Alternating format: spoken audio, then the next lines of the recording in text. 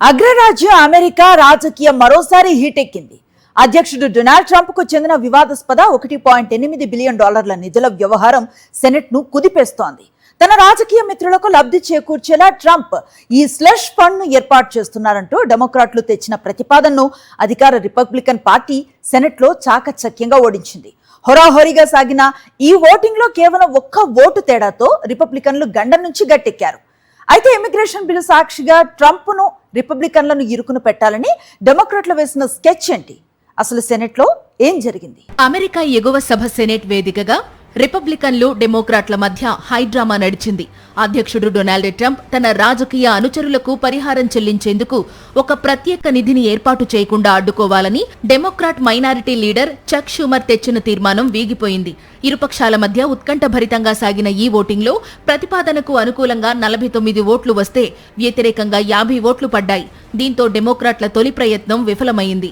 ఈ నిధుల వ్యవహారం అమెరికా చరిత్రలోనే అత్యంత స్పష్టమైన అవినీతికి నిదర్శనమంటూ డెమోక్రాట్లు విమర్శలు గుప్పిస్తున్నారు.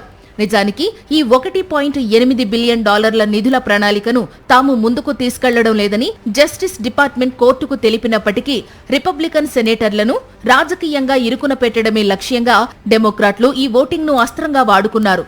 సుసాన్ క్యాలిన్స్ లాంటి 3 అమెరికన్ సెనేటర్లు కూడా స్వపక్షాన్ని కాదని డెమోక్రాట్లకు మద్దతు ఇవ్వడం గమనార్హం.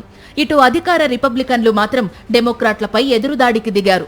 దేశ సరిహద్దు రక్షణ, ఇమ్మిగ్రేషన్ నియంత్రణ కోసం తాము తెచ్చిన $70 బిలియన్ భారీ బిల్లును పక్కదారి పట్టించేందుకే డెమోక్రాట్లు లేని నిధుల వివాదాన్ని తెరపైకి తెస్తున్నారని senate majority leader John Thune మండిపడ్డారు.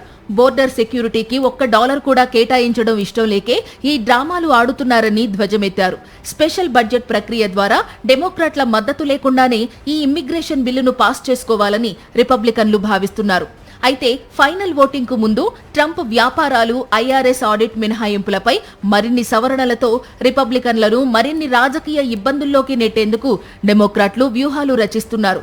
దీంతో అమెరికా పార్లమెంట్లో మున్ముందు ఈ పొలిటికల్ వార్ మరింత ముదిరేలా కనిపిస్తోంది.